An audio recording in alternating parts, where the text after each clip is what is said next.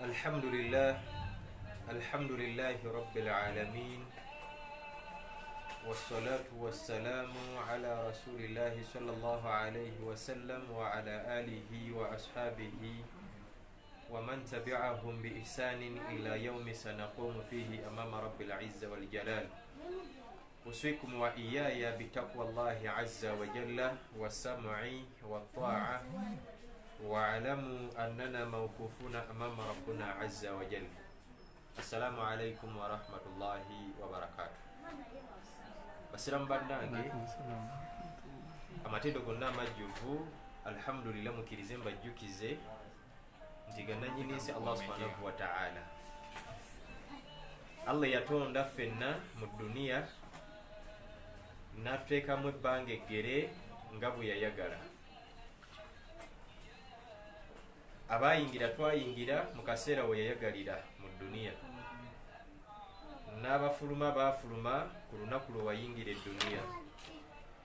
Nabwe kityo tugenda tufuluma bwe tuyingira, tufuluma bwe tuyingira, in and out ku programu za Allah subhanahu wa ta'ala.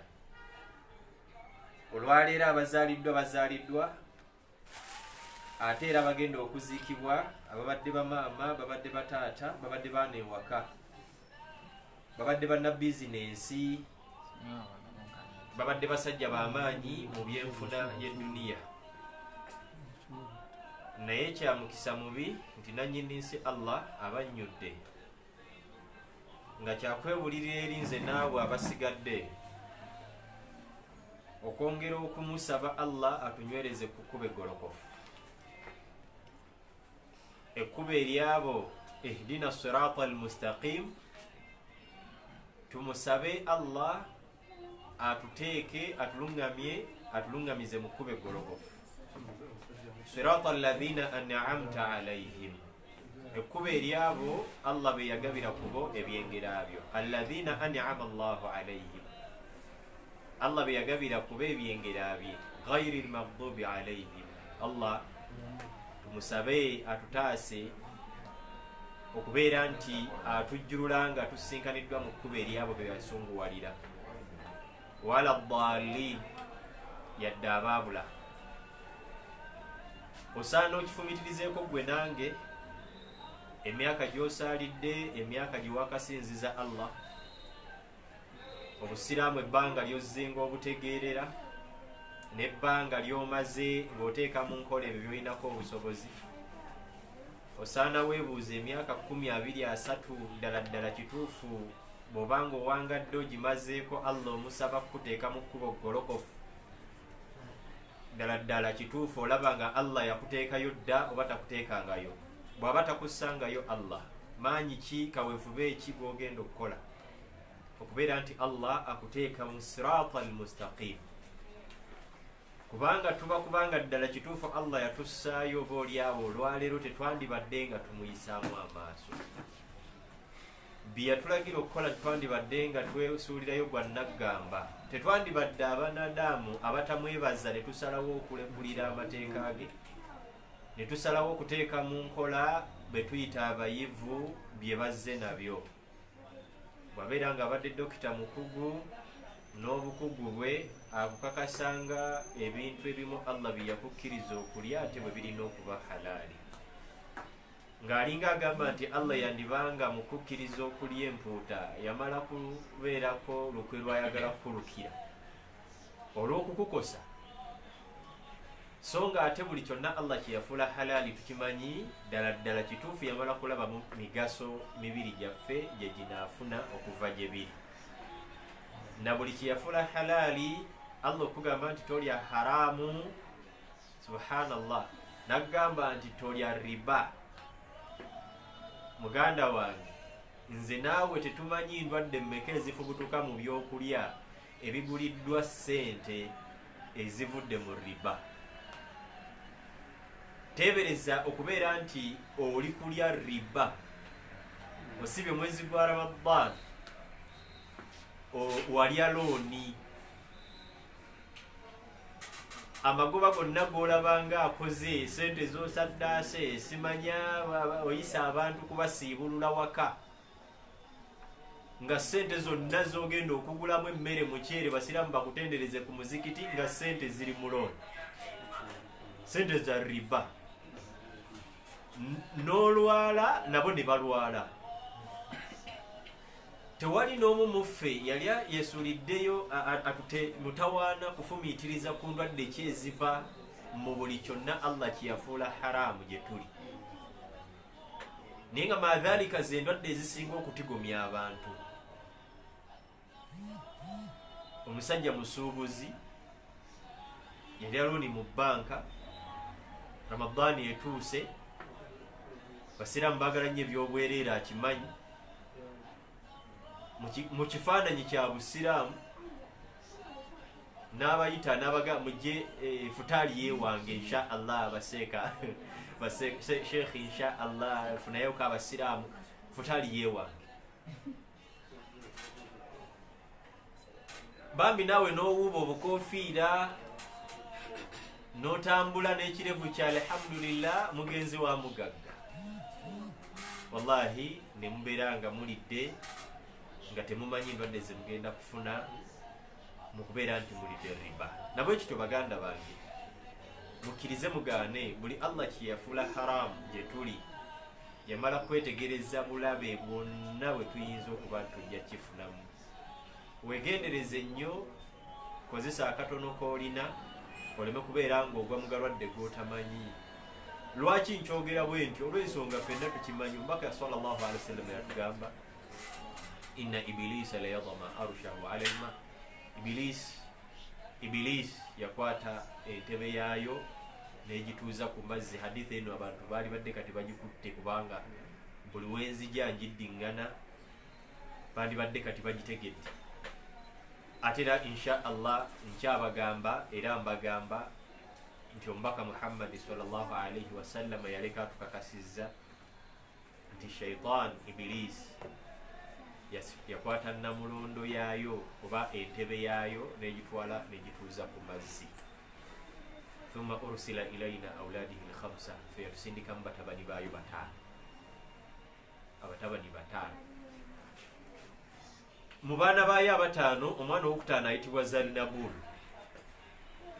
yakulira ministry ey'ababbi abalyake abatayagala kusaddaaka abali ba looni abali ba riba mu mabanka Zalinabul bw'abanga yakulira ministry eyo yensonga kwensinzidde okukakasa nti bangi tulina agalwadde ge tufuna nga tugafunye mu kanyomero kakulya bintu biri haramu era njagala okkiriza obogaane bw'owulira omusawo yenna ng'akugamba nti endwadde ezituluma ziva mu mmere gye tulya abeera tategeeza nti buli mmere gy'ogenda okulya nti olina kusooka kubalansinga diet oleme kulwala gwe bw'otula wansi n'ofumiitiriza olaba nga abali emulago ku bitanda abali ekiruddu abali erubaga abali nsambya abali emmengo n'emalwaliro agasigadde agali ku byalo byammwe mulaba nga ddala bikibbe byabalema okwekuuma nga mmwe mwabyekuuma nnyo ne musobola obutaweebwa bitanda nti yali omucungwa gwatalina kulya nga naawe wagwekuuma so bye tulya byonna bye tulya nga biri halaali Allah yamala kubiraba mu migaso emibiri gyaffe gye binaabifunamu wabula byonna ebiriibwa nga biri haraamun era omusawo omutuufu yandikugambye nti endwadde ezisinga obungi ze tufuna tuzijja mu kulya emmere eri haraamun so se eri halaali nabwe kino tekitegeeza nti mu kubeera nti emmere eri haramu Allah kwayisirizza endwadde eziruma abantu tekitegeeza nti ate ggwe olina emmere ya halaali wafunye ekyennyanja kyo amataago empuuta yo ebyennyanja n'ofuna for example matooke muwogo simanya nyama mata byewafunye nga biri halaali ate era n'osigala ng'okakasa nti bivaamu obulwadde obukuluma oba bijja kuvaamu obulwadde obunaakuluma nabagamba nti amata kyekyokunywa oba kyekyokulya Allah kiyatonda nga tewaliyo diet eri mu buli kyakulya kyonna mu buli kanyomero k'ensi yonna okujjako nga mu mata okisangamu. Gege kyasinza okubeera n'ebiriisa mu nsi yonna mu byokulya byonna n'ebyokunywa byonna, kubanga go gagatta ebyokulya n'ebyokunywa amata. Era omwana Adamu teyandibadde agambibwa kugatta okujjako ng'akakasizza nti gali haramu. Bannange, ensonga enkulu lwaki tulwala endwadde ezituluma, emu ku zo kulya byakulya ebiri haramu, nga n'agamu ku makubo ge tufunamu ebyokulya ebiri haramu ngezezzaako gwogerako, nga agalikulira ekkubo erikulira amakubo ago gonna be banadamu okuwangaala mu nsi muno, nga bizinesi ze bakola ziri mu riba, ziri mu loan, bakola ssente ate ne bazzaayo mu mabanka, n'amabanka ne gabongera ne gabawola, kwe balya, kwe banywa, kwe bambala la hawla wala quwwata illa billah. Kwasomesezza abaana, kwatoola fiizi n'awaayo, n'atuuka ng'omwana amukuzizza ng'alina ebirwadde ebyamusalawo, nga n'omuzadde alina ebirwadde ebimutulugunya, ng'obuzibu riba. Yalowooza riba ajja kumukosa bukosa mu bino birwadde bya buli. Pressure kirwadde kikulu nnyo kya tabbu bwe tuba nga tugoberedde erinnya lyakyo nga bwe bakituuma. Era kiganda kya kirwadde kye bayita sukaali, diabetes. Ekimu ku byombi bwe kikulema okujjanjaba, ekirala kiyita kinnaakyo. Naye nga ekirwadde si kyekiyita kinnaakyo, wabula shayatini eziri emabega wa pressure ziyitingana ne shayatini eziri emabega wa sukaali. Ate era ne ziyitingana ne shayatini eziri emabega w'ekirwadde kya hepatitis. Era ne ziyitingana ne shayatini eziri emabega w'ekirwadde kya mental disturbance n'ebirala. Bw'otunuulira shayatini eziri emabega wa hania, shayatini eziri emabega wa amaanyi okubula abasajja, eziri emabega w'abakyala okufuna ebizimba mu system, eziri emabega w'abakyala okubeera nti bagenda mu nsonga nga tebavaamu ne bafuna polycystic ovary syndrome, okubeera nga eziri emabega wa okubeera nti fluid, colorless fluid ekuŋŋaanira mu endometrium wall, wakati w'endometrium wall ne uterus ne fallopian tubes. Simanya shayatini eziri emabega wa tubes z'abakyala okuzibikira, shayatini eziri emabega wa abakyala okubeera nga okuzaala kwabwe balongoose, eziri emabega w'okubeera nti omukyala tafuna mbuto, shayatini eziri emabega w'okubeera nti omukyala afuna miscarriages, shayatini eziri emabega w'okubeera nti nga gy'obimanyi ebizibu ebisinga obungi abantu bye basinga okufuna mu gynecological system zaabwe. Bw'ozeetegereza zonna n'enkwatagana gye zikwatagana ekwewuunyisa. Kyova olaba kikulu ekigambo kye yatugamba Wekitiibwa Muhammad sallallahu alaihi wasallam, fe obuteesulire gwa naggamba wabula tukifumiitirizeeko emirundi entakera. Buli lw'otuula wansi lowooza ku mulabe Allah gwe yakugamba, ne bw'oba seeka manya mulabe waali awo.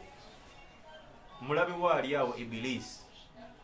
Olwaleero njagadde tutunuulire ku ndwadde ezo ezitawaanya abaana Adamu mu gynecological system. Bwe twogera ku gynecological system osaana ofokasinge ku ndwadde ezikwata abaana Adamu wakati wansi w'ekkundi n'obwereere bwabwe. Endwadde ezo leero ze njagadde tukooneko kubanga watawaanyizza nnyo amaka mayitirivu n'edduniya etuuse okubeera nga abantu bagira bangezze ku bikukujju, naye nga ddala teri ku bikukujju, abantu be beefuula be bali ku bikukujju, abantu be bagifudde kino kyeri okubeera nti efaanagana nga bweri. Olwaleero alhamdulillah tusaana tumanye nti Ibilisi Allah yagiwa obusobozi n'agigabirira abaana 5, ate ng'era tukimanyi nti shayitaani Allah yagiwa amaanyi mayitirivu nnyo to the extent nti shayitaani mu bumu ku busobozi Allah bwe yagiwa osobola okuba ng'ovuga emmotoka ebadde ku speedi ng'etambula bulungi, from nowhere emmotoka neeyimirira omulundi gumu, neesiba omulundi gumu nga si gwagisibye, oluusi nebesse neebatta. malayika ne bajjira mwawo emyoyo gyabwe naye ng'obuzibu buvudde abantu wamu banoonya emmotoka yonna tebalabako buzibu bwerina bagyetegereza tebalaba oba dereva alina nti ensobi gye yakoze nga tewali yadde wabula ng'obuzibu buli wamu ku maanyi Allah ge yawa shaitaani ng'egenze mu ttanka y'amafuta n'eganywamu omulundi gumu era n'egenda mu breaches n'ezipressinga ng'ekozesa kigere kya dereva yennyini emmotoka n'egigetaageta mu bunyomero obw'enjawulo mu bifaananyi eby'enjawulo nga bw'olaba shaitaani bwegesegese feesi z'abantu shaitaani egese feesi z'abanadamu ng'omuntu otuuka akaseera n'omutunuulira nga yennyini omulaba nga ibirisi eyambadde feesi z'abanadamu oli n'atuuka nga ddala naye akkiriza nti kala gy'alimu si ye kala y'omubiri gwe emibiri gy'abantu egifudde kombati z'amagye madowadowa emibiri wano kibomboola wano kala ndala wano kibomboola nga mubiri oba bonna obusobozi ebulina Allah yagiwa amaanyi osobola okubeera nga ogenda kwegatta ne mukyalawo n'otuuka ku ntikko nga tonnaba kwegatta na mukyala gwe akagoba n'okamalamu mu kkubaawo la hawla wala quwwata illa billah osobola okubeera ng'oli naye naye nga gwe akutenda buteezi maanyi naye ddala nga si maanyi g'olina nga gwe okuva lwatandika okubeera naye paka emyaka gyewakamala naye nga gwe bw'oba ng'omaliriza ensonga z'obufumbo nga bwe zibeera nga gwe ofuluma mpewo ng'ofuluma mpewo omulala n'afulumya buugi omulala n'afulumya amata era omusiraamu abamu ku basiraamu abaana bamumanyi abamu ku baali baŋŋambyeko ebizibu ebifaanagana bwe ebyo ebyo tebiri bubeezi mu knowledge yakumanya bumanya nti nkimanyi bwe ntyo wabula ne mukubirabako n'amaaso gange n'abalwadde ne mbalabako nga Allah yabagezesa n'embeera bwetyo ng'oli nga mukyala we tafuna lubuto naye obuzibu kwe buva sigamba nti omukyala tali fatayiro ali fatayiro bulungi naye obuzibu we buvudde kwe kubeera nti ye omukyalo omwami bw'aba atuuka ku ntikko afulumya mpewo la hawla wala quwwata illa billah mpewo kati ate n'oli omukyala agirisiivinze neemusiiwa nnyo ensiiwa ey'obulumi kakati nno baganda bange ebyo byonna bisoboka ayinza okuba nga tofumiitirizanga ku busobozi Allah bwe yawa Ibilisi osaana obufumiitirizeeko nilwakubadde Allah yatunyweza n'atulabula n'atuwoninga n'agigamba inna ibadi laysa laka alayhim sultan inna ibadi laysa laka alayhim sultanun illa man ittaba'aka minal ghawin Allah yatugamba yatunyweza tubeere bagumu naddala bonna abasalawo okwenywereza ku mateeka ge Allah ne sunna z'owekitiibwa Muhammad sallallahu alayhi wasallam. Allah yagamba Iblis n'agigamba ekigambo ffenna kwe tusaana okunywerera nagiga nti inna ibadi abaddu bange laysa laka alayhim sultan tobayinaako buyinza abange Allah ye ng'agamba abaddu be Allah yakyogedde Allah agamba abaddu be Ibirisi tebalinaako buyinza simanyi oba okitegedde kyengeza kutegeeza Allah agamba yagigamba abaddu be saagala gwogambe nti gwe omanyi goyizoga nti nze ndi muddu wa Allah ng'okyo nga gwe akyetaddeko amakulu Allah abaddu be abamanyi tebamukwenya si gwe alina okukakasa Allah nti gweoli muddu we si gwe alina okukyogera ffe tukitegeere nti oli ffe tulaba byakungulu wabula naawe mu mutima gwo oteekeddwa kukola ebyo byonna ebikufuula omuddu we. Allah n'atuuka ku leve ekukakasa nti oyo muddu wange. Allah bw'akoona mu sitampu agamba nti Ibirisi tekuyinaako buyinza. Baani berinako obuyinza? Illa man ittaba'aka min al-ghaawin. Baani abo abaagigoberera? For example, mu suratu Saba'i aya ya 20 Allah agamba nti walaqad saddaqa alayhim iblisu dhannahu fattaba'uhu illa fariqan min al-mu'minin walaqad saddaqa iblisu alayhi dhannahu. Ebyo byogera ye Allah yakakasa abaffe. Aya eyo tugizzeeyo ku bantu b'e Saba'i be yali ekolako bokka, ffe tetukwatako oba ffe tetuli bagoberezi ba Nabbi Muhammad sallallahu alaihi wasallam. Lwaki tuteekeddwa okugijjamu ekyokuyiga? Kubanga omubaka yagamba sallallahu alaihi wasallam Allah yamutuma kaafatan linnas, eri abantu ffenna mu dduniya. Kitegeeza buli aya eri mu Qur'an na buli hadithi tetusobola kugireka eri. Tuyina kugerezaako ddala kufaayo nnyo kugiteeka mu nkola nga Umaru radiyallahu anhu bwe yagiteeka mu nkola, nga Abubakar bwe yagiteeka mu nkola, nga Uthman bwe yagiteeka mu nkola. Oluvannyuma n'abaabaddira mu bigere paka ku bano ba Aba Ibrahim al-Khashimi al-Quraishi. Omukulembeze w'Obusiraamu kati aliwo mu nsi yonna. La hawla wala quwwata illa billah. Paka kwabo ba Aba Ibrahim al-Khashimi al-Quraishi, oyo mukulembeze akulembera Obusiraamu mu nsi yonna. Abadde takimanyi okitegeera okuva olwaliro. Tuba tuteekeddwa kuteeka mu nkola twagala tetwagala. Kati bano abantu b'e Saba'i ebyabatuukako baali beetaaga kufuna mawulire bakakasibwe bamale kunywezebwa nti mazima ddala Ibirisi byonna bye yasuubiza abaana okukola abantu. Shayitaani obulabe bwonna akabenje konna Allah ke yagirabamu keerituusa ku bantu. Akabenje konna Allah kwe yasinzira okugamba nti inna shaytaana lakum aduwwun mubin. Akabenje Allah kwe yasinzira okwogera ebigambo ebyo eri abagoberezi be bonna. Allah yakakasa dda nti walaqad saddaqa alayhim iblisu dhannahu.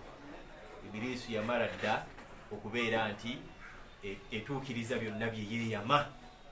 Si kubali bokka si kubali bokka, wabula ne kuffa abajja oluvannyuma lwabwe. Bw'abanga Allah yakoonera mu sitampu kubali ab'e Saba'i, kati ate ffe abajja oluvannyuma twasanga sitampu yamala dda okuluma nti Ibirisu byonna byasuubiza okukola abantu mu kubakosa, mu butabaagaliza, mu kwonoona ebyenfuna byabwe, ebyenfuna byombirire eby'emiteeko ebiri, ebyenfuna eby'edduniya n'ebyenfuna ebyakhira. Kubanga aya tugimanyi, Allah agamba ash-shaytaan, ekiyitibwa shaytaan yu'idukum al-fuqara, yo etwagaliza kubeera baavu wano mu dduniya ne mu akhira. Duniya n'akhira shaytaan ekwagala otuke mu maaso ga Allah oli mwavu, toyina mulimu nagumu mutuufu. Ate era shaytaan ekwagala owangale mu dduniya ng'oli mwavu, esobole okukozesa byonna byeyagala. Nabwe kitumanya nti byonna obulabe bwonna Allah bwe yagirabamu kwe yasinziira okubeera nti atulabula nti oyo omulabe wammwe wa lulango mumwegendereze. Yamala kukakasa, Allah yamala dda otukakasa nti mazima ddala kituufu. Shayitaani yamala dda okutuukiriza byonna byeyama nti egenda bitukola. Mumulowooza bye biki ebyo? Ekimu ku byo nga Allah bye yatugamba mu Qur'an, Shayitaani yagamba la uzayyinanna lahum fil ard wala ughwiyannahum ajma'in illa ibadaka minhumul mukhlasin. Bana banadamu ngenda kubawundira eddunia tegiwundanga. Yagamba Allah thumma la atiyannahum min bayni aydihim wa min khalfihim wa min aymanihim wa an shama'ilihim. Tebikolanga oba abantu tebakaba bizibu.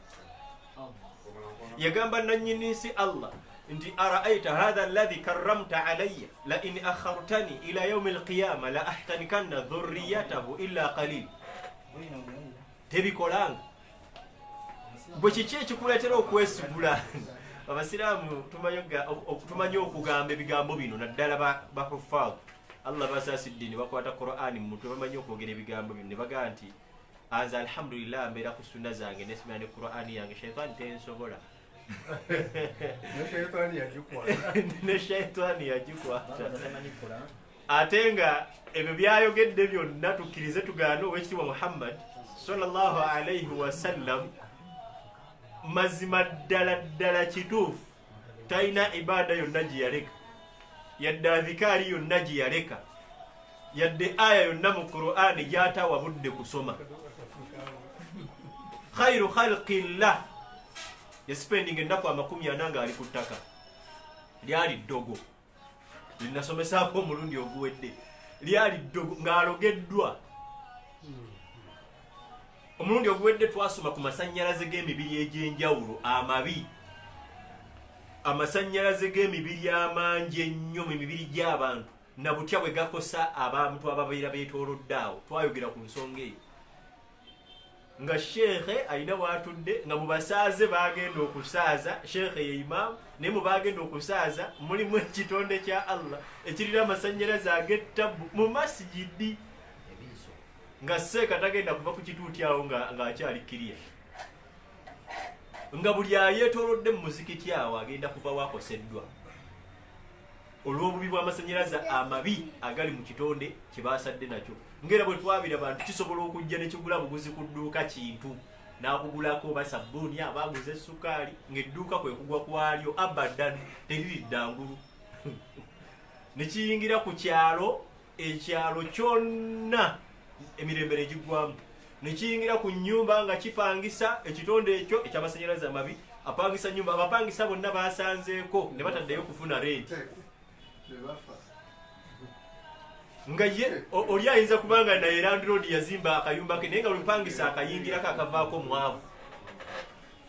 Basiraamu bannange, ebyo byonna tulina kubizzaayo ku ntandikwa yaabyo okubitegeera obulungi. Allah agambye nti walaqad saddaqa alayhim ibilisu dhannahu, ibilisi byonna byeyasuubiza okukola abantu, byeyasuubiza Allah nti ejja tukosa, byeyasuubiza Allah nti egenda tuwundira edduniya, yamala dda okubiteeka mu nkola era yabituukiriza. Allah agamba nti fattaba'uhu, ekyennaku nammwe mwakkiriza ne mugigoberera, illa fariqan min almu'minin, kabinja bubinja mubakkiriza ke katannabaggigoberera.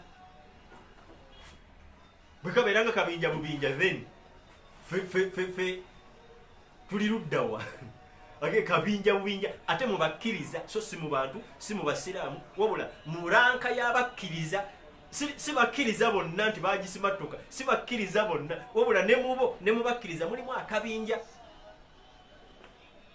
Ayiddako wansi awo mugimanya abasomyi ba Qur'an, era Allah yaleeta ensonga n'agamba nti ma kaana alayhim min sultani, sigamba nti ibilisi balinako obuyinza, wabula njireka neekola byekola mbagezese mmwe oba ofunawo ansa ki nti bw'obaako ekyo neekikuluma. Ibilisi nga Allah gy'afudde ensonga n'ebeera ng'ekukosa byekosezza nabyo, ebeera pepa Allah gy'akuwadde, ebeera pepa gy'otudde gy'oteekedde okubeera nti oyita oba ogwa oddukiddewo oluvannyuma lutegeera pulaani ABCD nti byebizibu ebikutuuseeko noddukira wa.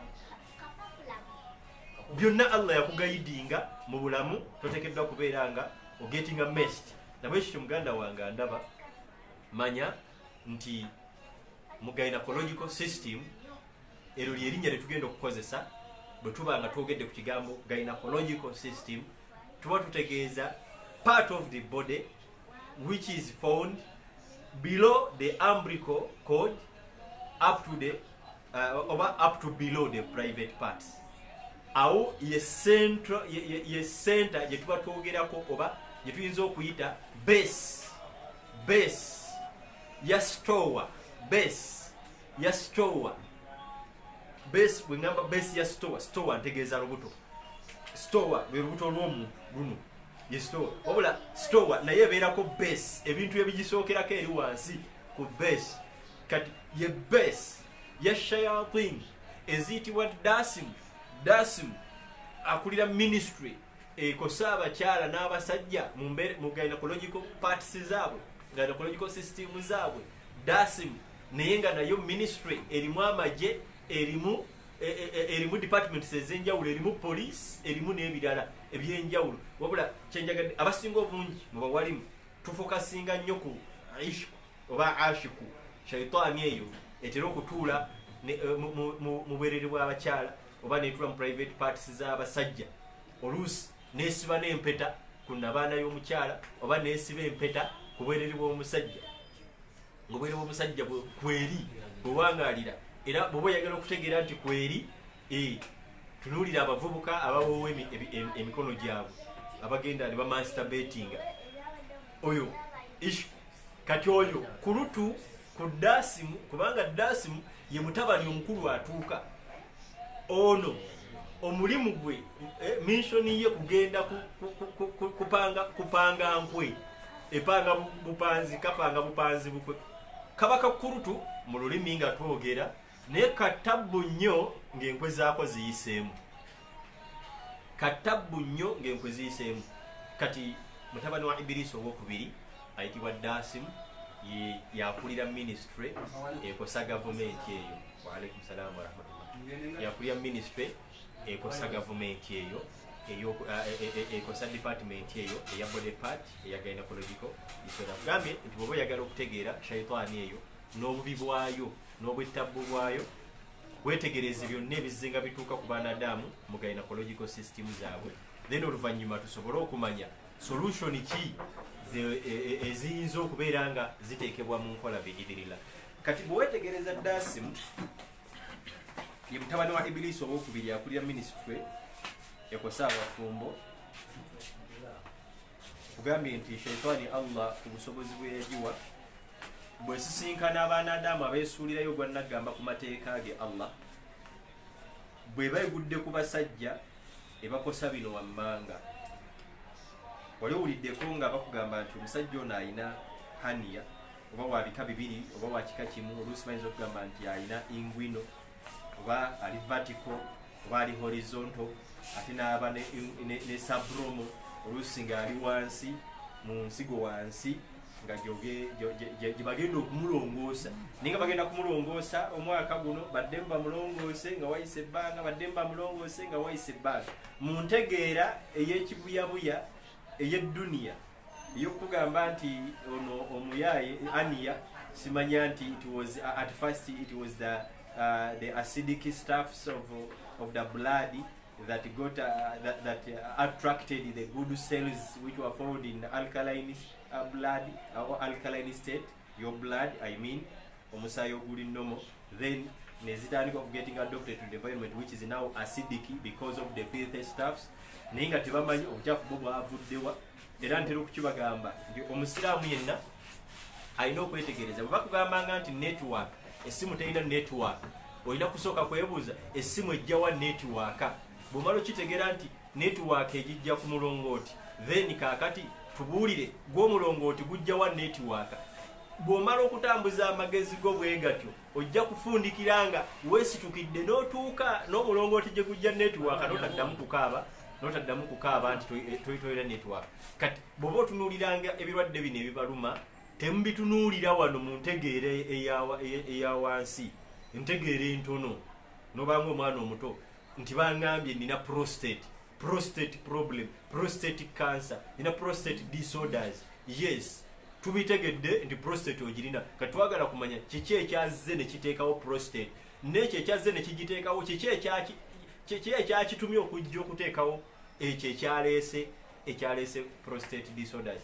Bw'obanga obyetegereza bulungi, togenda kuddayo kubeera mu buyabuya biidhinillah, ojja kubeera muzuukufu ng'okitegedde nti Allah yagamba nti ono shaitaani ye mulabe waffe.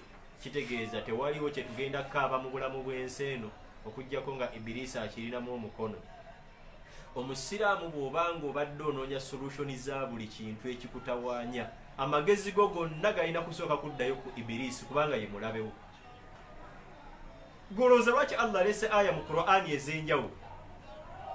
Bw'owetegereza mu suratu Nisa wano mu suratu Nisa kankusomere aya ndowooza ya 5-9 sababu ansonyiwe mbanga sogedde aya tu ne mu suratu Nisa aya ya 5-9 kanjikusomere naawe olabe 5-9 Allah agamba nti ya ayyuhalladhina amanu subhanallah si ya 5-9 aya kandabe eri mu 8 wano eri mu 8 zit hisabu bi Allahu la ilaha illa hu subhanallah aya njira bideweri nembadde njagala naawe ogisome nga Allah kukakasa kugamba nti ma aswabak min hasanatin kyonna ekirungi Allah kyabakuwadde kyonna ekirungi kyoba ofunye mu birungi kyonna kyofunanga kirungi mu birungi famin Allah yagamba nti biva eri Allah nagamba nti naye ate tewaliiwo kibi kyofuna okujjako nga kiva ku ggwe kennyini golooza lwaki Allah yagamba ekibi kyonna kyofuna kiba kiva ku ggwe kwennyini bwetegeeze surat Rum sura ya 30 aya ya 40 Allah agamba nti dhahara alfasadu fil barri wal bahr bima kasabat aidi nnas liyudhikahum ba'd alladhi amiru la'allahum yarji'un. Allah kyakunoonyamu ku lukalu bakaaba bizibu ne ku mazzi bakaaba bizibu. Lwaki bakaaba ebizibu? Bima kasabat aidi nnas, kulw'ebikolwa byabwe bennyini bye bawangala bakola n'emikono gyabwe, oba bo bennyini n'emibiri gyabwe, oba n'ennafusi zaabwe n'entegeera yaabwe. Liyudhikahum ba'd alladhi amiru, Allah nasalawo abakombe ku bukaawu bw'ebikolwa byabwe. La'allahum yarji'un, kyabanoonyaamu kuddamu magezi alawo banaakola tawuba ne badda gyali. Kati toddamu okubuuza nga liwe nakikugamba nti obulwadde obukuluma busibuka wa? Bw'obanga olina ekirwadde kyonna ekikuluma, sooka wejjanjabe ebitonde ebyo.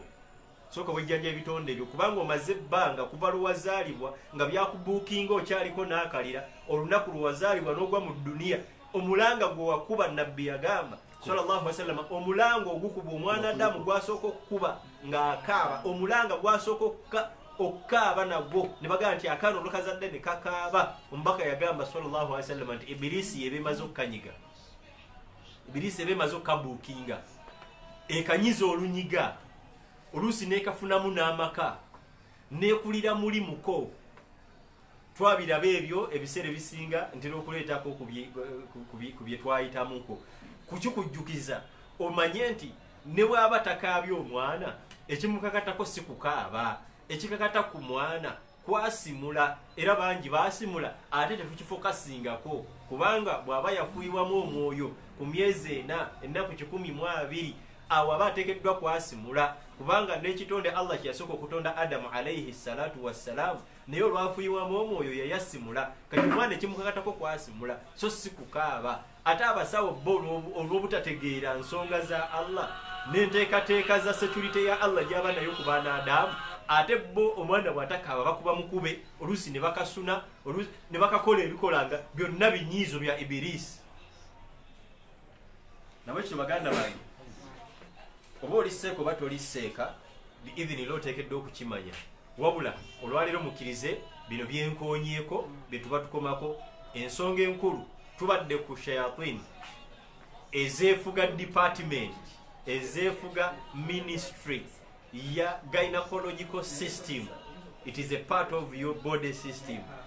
Bw'obeera nagambye tandikira mu kundi okudda wansi paka obwerere bukoma, ebitundu by'obwerere bikoma, then oluvannyuma tunaatunulira ebitundu ebisigadde. Ani tabaru atwala paati ki ku mubiri gw'omuntu era ebirwadde ebisangibwawo yaaba abireesa atya, then awaru yalina paati ki ku mubiri gw'omuntu, then tulabe Maswati Zalinabulu ye twamulabye kubanga ye ministry ye eri mu byankatika byakulya ebiri haramu, eri mu bana abalya riba, abaliisa abantu riba n'ebintu ebirala ebifaanagana bwe bityo, ne bawangaala ng'ekirwadde ekimuluma asavinga punishment. Naye nkugambye nti Allah yawa shaitaani obusobozi, erina amaanyi ku buli oyo yenna eyeesulireyo gwa naggamba ku mateeka ga Allah. Shaitaani emulinako amaanyi mayitirivu nnyo to the extent nti ye aba takyasobola yadde okwetegerera, wabula ye ekozesa ntegeera ye nemukolonizinga nemutomeza eno nemutomeza eri okukakkananga solution zonna talina solution zyanonyereza mu kkubo tuufu. Mbagambye nti abakyala bangi bagenda ne bafuna embeera ya ebizimba mu Nabaana eyo department ya DASIM, naye nga DASIM naye ayina abakozi be abasinga, eyasinga okwatikirira ennyo gwe bayita ishku, era ng'omukyala asobola okwebaka neyeerootirira ssebo aba ali awo ng'ekiyaya ekimusazeeko ne kijja ne kimukozesa. Eyo shaitani gye njogerako nga yakusibako empeta, bakugamba fumbirwa nti nze nkyasitadinga basajja bano, nkyabasitadinga munange siggwa abeera ayogera amawulire ga ssanyu mu kukikutegeeza, siggwa abeera ayogera. Bagamba omusajja muleeta akuwoowe nti akyamusitadinga, sorry, Ibirisi egenda kukosa mpaka lwinaakuzaalamu abaana, kubanga era weebali ng'oliye mukyala naye aloota ali ku mbaga, aloota bamuwasa ate nga bamukuba embaga ya kadaali. Ibirisi yennyini nga esazeewo kakati kukimala kukiggala. Esazeewo omukyala waayo emugjewo mu bangi. Kyova olaba omubaka Muhammad sallallahu alaihi wasallam mu Qur'ani wano mu surati Ar-Rahman, Sheikh toyinzijukizaako aya eyo. Allah eyogera ku insun lam yatumithunna insun qablahum wala jan. Bali abakyala bali mu jjana, ebimu ku bitendo byabwe Allah byali aboogerako.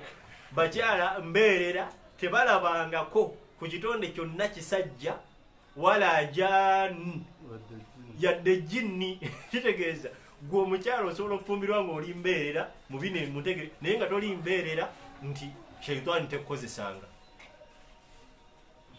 Bali ab'omujjana balina ebitendo ebyo. Oli mbeerera eri abasajja abantu, era mbeerera eri abasajja mu majini. Naye gwe oli mbeerera tolabanga ku musajja yenna, naye toli mbeerera kubanga osula ne shaitani zikozesa ekiro.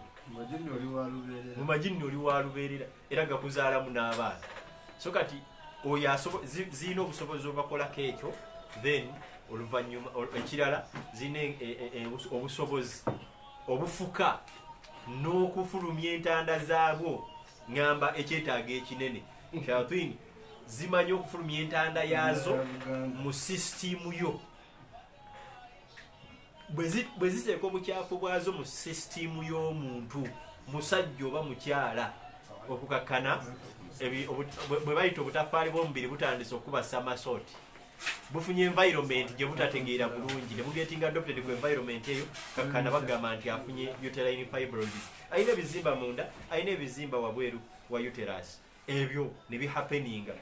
Bw'obanga tokkirizanga nti shayatini ze zikola ekyo, ogenda kutoba nabyo, bajja birongoosa, bajja kujjanjaba, tolitereera okutuusa ng'otadde mu nkola ekyo Allah kiyateeka mu Qur'ani nga kyoteekeddwa okuteeka mu nkola, kubanga yakugamba wanunazzilu minal Qur'ani ma huwa shifa, suratu Isra aya 82. Wanunazzilu minal Qur'ani ma huwa shifa wa rahmatun lil mu'minin wa la yazidu adh-dhalimina illa khasara, wa la yazidu adh-dhalimina illa khasara. La hawla wala quwwata illa billah. Eyo khasara eri wano mu dunia ne ku akhira. Bintu bijjemu omuzannyo, omulaba ali serious, Ibirisi eri serious, shaitani ziri serious mu kutukosa ne mu kutujja ku mulamwa. Mu dunia tuveemu nga tukaaba, nga n'akhira kukuba biboobe. Ofunye ebizimba mu system, nkubuulidde nti DASIM yali mabega w'ekyo. Nze nkubuulira mukulu oli mutabani wa Ibirisi, lwakubadde abawali bwe baba bajjanjaba awo basomawo batera nnyo okubabuulira gana ga khadimu Hammam, ne babuulira ku zino Amirul Baiti, ne babuulira ku Ashiku. Abo boogera ku bakulutu kati abo bakulutu mu ministry ziri zenjogerako ez'abatabani ba Ibirisi abataano. Gambye yo DASIM.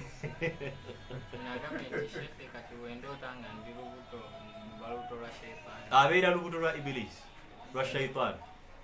Era ne bw'aloota nga azadde omwana mu mbeera bw'etyo, eyokuba nti aloota akozese era abamuzadde abamaze Ibirisi okubeera ng'agisuulirawo ezzadde ate Ibirisi mu baana Adamu yeeriisa nkuuli Shaitan Allah yagiwa gestation period ya nnaku 39 mu mubiri gw'omuntu buli luvannyuma nnaku 39 ezaala ate lwezadde abato netandikira mu 2000 bwe bwana bwe netugamba nti esuddewo eddenzi buli luvannyuma lwa nnaku 39 yo togibuulira terina biseera bya nifaasi kasa wayita 39 olutalo lwe tuyina nayo kwe kubiisanya nayo okubeera nti tetugikkiriza kututuula mu sisitimu zaffe era beetudde bangi mu sisitimu bakaba alusaazi nabagamba nti buli wowulira nga ekirwadde kyonna mu mubiri nga kirimu okukunyoola kirimu okuwulira omuliro omanyanga bumanya nti shaitaani kubanga kyekitonde kyokka Allah kyeyatonda mu muliro era kyekirina obusobozi okupresentinga okweyolekeramu kifaananyi ekyo ekyomuliro so totugamba nti alusaazi ennuma ate mbu zinnyoola ani yagamba nti ebbwa linyoola ebbwa terinyoola bajjama mwetegereze mumanye tuli gynecological system bizimba munabaana z'abakyala mu either inside or outside kubanga atamanyi uterine fibroids tutegeeza a developed mass inside or outside the uterus sometimes bigenda ne bizimba straight mu endometrium wall oluusi ne bibeera nga bizimbye almost towards the fallopian tube and the oviduct kati ogenda okwetegereza nga already bagamba nti kano akapiira ka fallopian tube kafunda kazibikira something grew below it then mukugejja ne babe kubanga buno butube bwetwogerako nga bwe mbulabaawo mu bifaananyi obutube bwolaba buli sensitive kantu katono bwe kati ate kalina membrane yaluwewere nnyo kyonna ekikakwatako kambuka bwambusi kati ko nekagira ebintu bya Allah byewuunyisa kubanga era ne bwabeera mwana weewuunya engeri Allah gyamukuumira munda mu lubuto omwo kubanga ate Ibirisi webanga yatuulamu ngamba dasi mu ngeri mu system ya mukyala bana bafuna zi miscarriages nga ye buli lubuto olugwamu luvaamu ebiseera ebisinga omuntu bwato ne bwabanga abadde agenda mu periods ziba zimuyisa bubi zimuluma lwaki zimuluma kubanga already afulumya ekintu ng'ate shaitaani ekifiidingako kwerya kati bw'amala okugenda mu periods ate n'amala n'asisinkana bbaawe bw'ebeera terina byerya mu system etandika okufiidinga ku spams z'omwami netandika nga kwerya omukyala nga tafuna lubuto yo kwerya Allah bw'asaasira n'emisinga olubuto ne lukwatayo kati ate tandika kufiidinga kwekyo kyetuyisa olubuto nitandika kulya kwekyo okakkana era nakyo kimaze nekibeera nga kidyabulukuse naye ebintu bya Allah byewuunyisa kubanga liba ttondo ly'amazzi erikombayininga n'eggi ly'omukyala lyaba alina mu ovarian follicle eriri mu oviduct erya ovulatingibwa then kikwewuunyisa omubaka yagamba sallallahu alaihi wasallam ati inna ahadakum yajma'u khalqihi fi batni ummihi 40 yawman nutfa ennaku ezisooka 40 omwana Adamu abeera mu lubuto lwa mama we nga mazzi buzzi naye munnanga ate gaba tegayiika ebintu byewuunyisa omukyala ne bwe yeewunzika tasobola kuwulira nti kati gayiise sayidi eri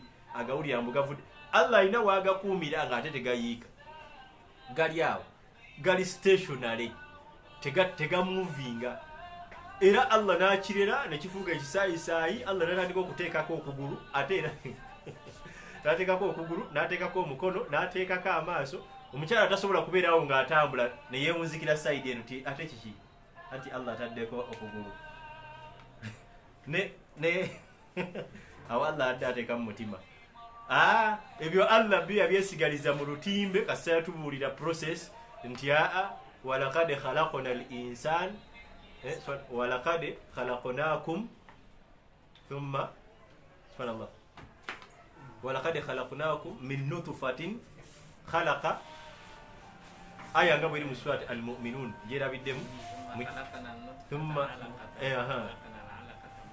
bas aya bwetyo nga bwetambula ne mu matini gaayo mujja kugetegeeza aya ya 12 surat al-mu'minun insha Allah. Olabe Allah yewe yamala tubulira ebyo n'amala n'ateekawo kateni ebirala n'abikolera mu lutimbe nga byo tebitegedde. Bwo byetegereza tolaba nti Allah ateekamu emisuwa kati n'ateekamu omutima n'ateekamu amawugwe n'ateekamu amaaso. Yiya kubuulira jeno nti ntonze omuntu mujje mu ttaka afuusa amazzi kisaayi kati kinyama.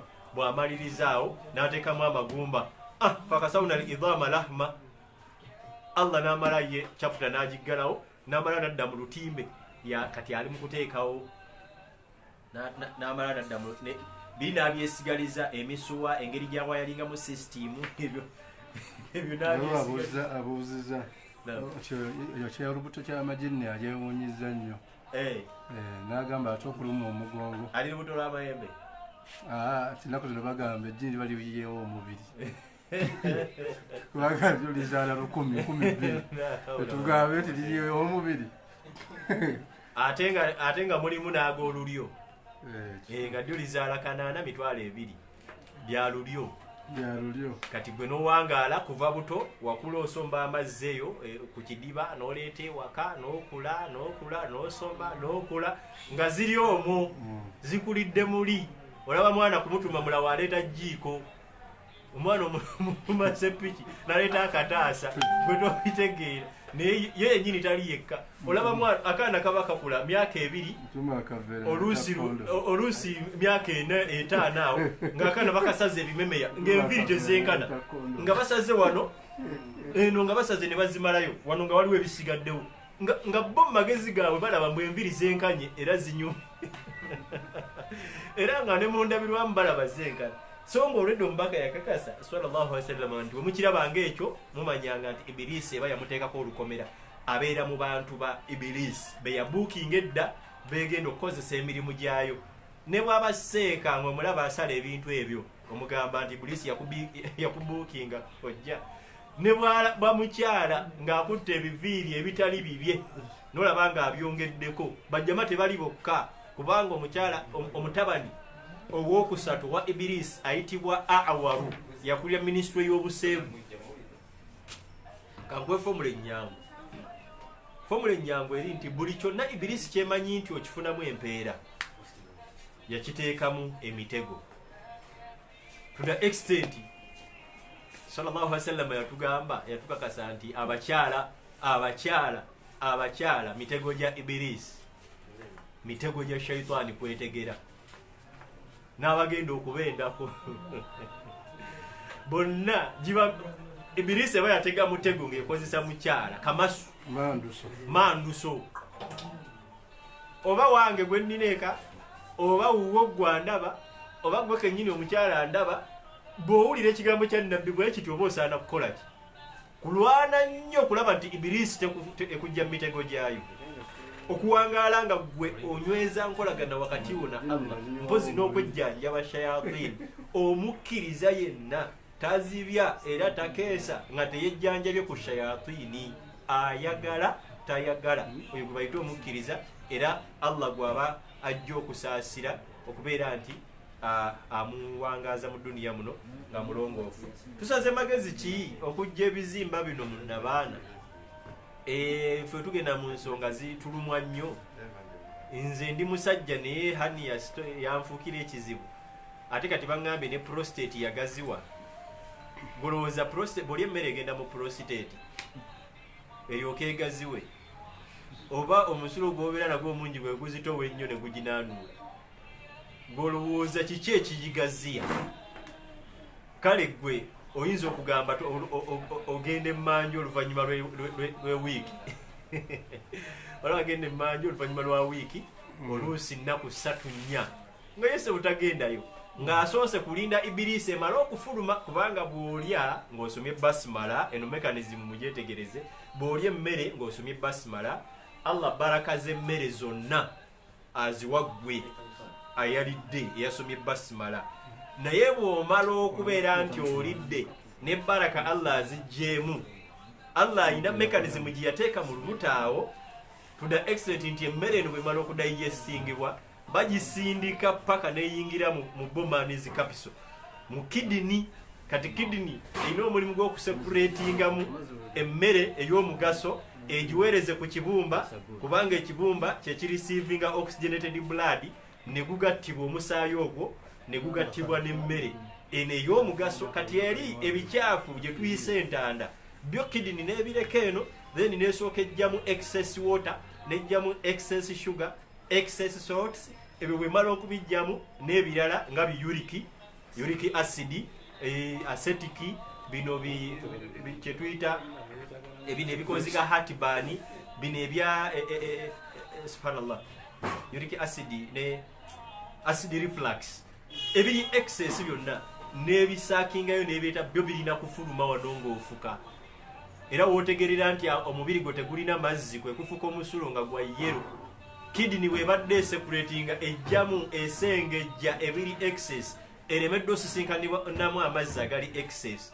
Ensonga lwaki omusulo gufumye guli concentrated nnyo, naye bwesinkana nga amazzi gamala, omusulo gufuluma gwa colorless. Era ssebo n'obeera nga naawe weeyagala, naye abantu abasinga obungi bwalaba omusulo nga gwa yera alowooza nafunyemu omusujja. So omubiri guba gumusaba, gumugamba nti amazzi tetusanzeeyo, genda onywa amazzi agamala.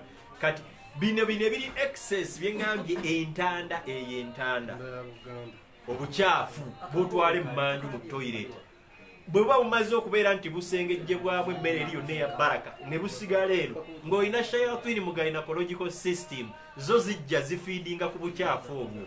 Bwe zimala okubulya gwoba tolina byotwala mu manju, not until nga zo zimaze okutuuka ku level efuluma. Ate zitera kufuluma, shayatin zifulumira wakati w'ennaku 3 ku wiiki, ezimu zisukka naho y'okufuluma. Kati olina kugirinda emala okufuluma.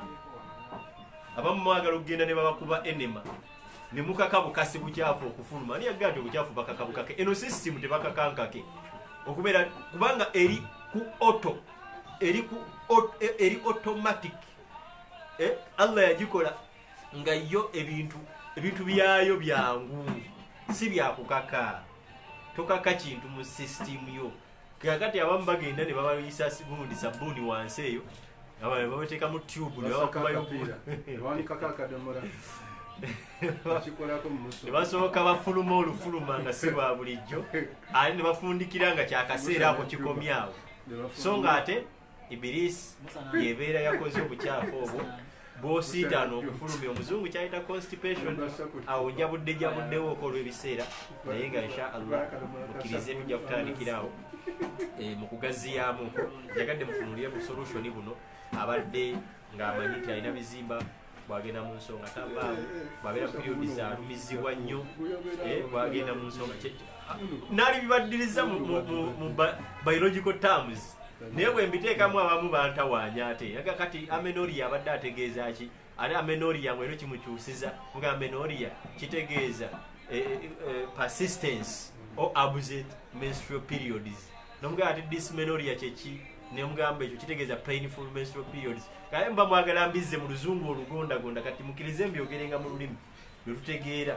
Omanyi nti ogenze mu periods tovaamu, olumizibwa nnyo ng'oli mu periods, okufuna embuto kizibu. Ate bwekebeza mu byuma byonna bakulaga oli fertile, n'omwami wo bagamba enkwasa alina, n'ebintu byonna ebifaanagana bwe bityo. Kasa kibanga kyekuusa ku system eyo, biidhinillahi ta'ala osobola okulwana ennyo.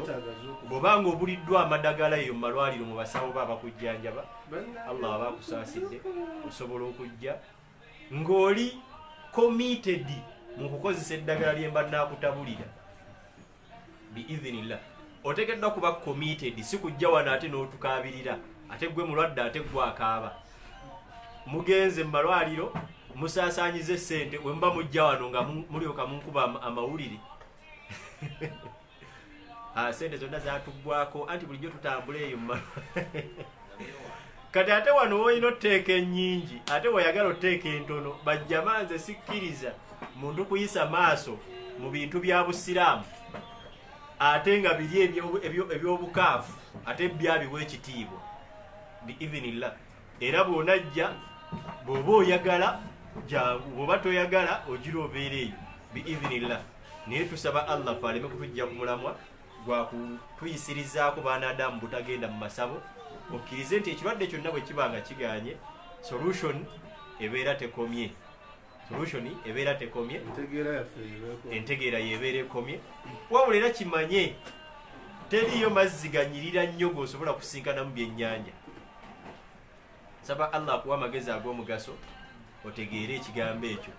Amazzi aganyirira ennyo tegatera kubaamu byennyanja, amakyafu ge gatera okubaamu ebyennyanja. Abavubi bakitegeera ekyo. Kimba ntegeeza ki? Nti gy'ogenda okujja ekituufu ojja kusisinkana nga yo teweetaaga kuteekayo ki muwogo kasente, kyokka ate eri ewakyafu ate yo gy'okola ki gy'oyiwa. Naye ng'ate amazzi amayonjo ge gabadde gagenda okuyamba okutereera obulungi. Biidhinillah. Barakallahu fikum wa jazakumullahu khaira wa kathara Allahu min amthalikum. Mujja kuba ku namba z'essimu ezo, ayina kyabuuza oba ku WhatsApp namba eyo, insha Allah obeere nga okibuuza. Onaaba tokinyonyose bulungi, tusobola okigaziirizaamu eri gye tuyinza okuba n'akadde akatali ssaawa zino biidhinillah. Then n'aba treatment nammwe mujja kunnoonya bwe munaaba mwagala biidhinillah. Barakallahu fikum wa jazakumullahu khaira wa kathara Allahu min amthalikum. سبحان ربك رب العزة عما يصفون وسلام على المرسلين والحمد لله رب العالمين. السلام عليكم ورحمة الله وبركاته. وعليكم